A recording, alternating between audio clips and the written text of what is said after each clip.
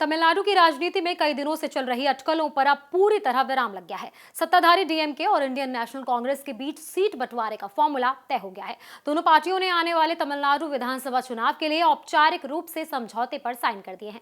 इस ऐलान के साथ ही राज्य की सियासत में नई हलचल शुरू हो गई है। समझौते के मुताबिक कांग्रेस इस बार 28 विधानसभा सीटों पर चुनाव लड़ेगी। साल 2021 के विधानसभा चुनाव में कांग्रेस ने गठबंधन के तहत 25 सीटों पर चुनाव लड़ा था, यानी इस बार उसे 3 सीटें ज्यादा मिली हैं। इसके अलावा कांग्रेस को एक राज्यसभा सीट देने पर भी सहमति बनी है। इससे गठबंधन को और मजबूत करने की बड़ी रणनीति माना जा रहा है। ये अहम फैसला डीएमके अध्यक्ष और तमिलनाडु के मुख्यमंत्री एमके स्टालिन और तमिलनाडु कांग्रेस कमेटी के अध्यक्ष के सेल्वपेरुंथगई के बीच हुई बैठक में लिया गया। ये बैठक डीएमके के मुख्यालय अन्ना अरिवालयम में हुई। दोनों नेताओं के बीच लंबी चर्चा के बाद सीट शेयरिंग पर सहमति बनी। सूत्रों के मुताबिक एक समय ऐसा लग रहा था कि बातचीत टूट सकती है। कांग्रेस ज्यादा सीटों की मांग कर रही थी, जबकि डीएमके अपनी रणनीति के हिसाब से संतुलन बनाए रखना चाहती थी। इसी बीच कांग्रेस के वरिष्ठ नेता पी चिदम्बरम ने अहम भूमिका निभाई। वो पार्टी हाईकमान के दूत के तौर पर चेन्नई पहुंचे और 3 मार्च को मुख्यमंत्री स्टालिन से मुलाकात की। कई दौरों की बातचीत के बाद दोनों पक्ष समझौते पर राजी हुए। साइनिंग सेरेमनी से पहले ऑल इंडिया कांग्रेस कमेटी के तमिलनाडु इंचार्ज गिरीश चोडनकर की अगुवाई में कांग्रेस का एक प्रतिनिधिमंडल भी मुख्यमंत्री से मिला।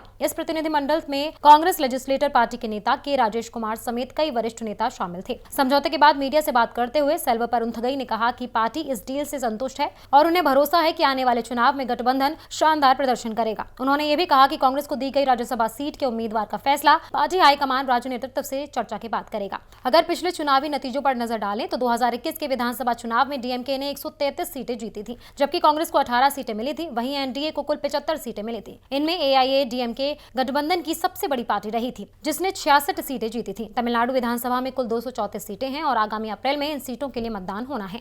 डीएमके और कांग्रेस का गठबंधन कोई नया नहीं है। दोनों पार्टियां साल 2004 से साथ हैं। हालांकि बीच बीच में मतभेद भी सामने आए और 2014 के लोकसभा चुनाव से पहले थोड़े समय के लिए अलगाव भी हुआ, लेकिन बाद में दोनों फिर साथ आ गए। पिछले 2 दशकों में ये गठबंधन तमिलनाडु की राजनीति में एक मजबूत ताकत बना हुआ है। अब सवाल यह है कि क्या ये सीट बंटवारा आने वाले चुनाव में जीत की गारंटी बनेगा।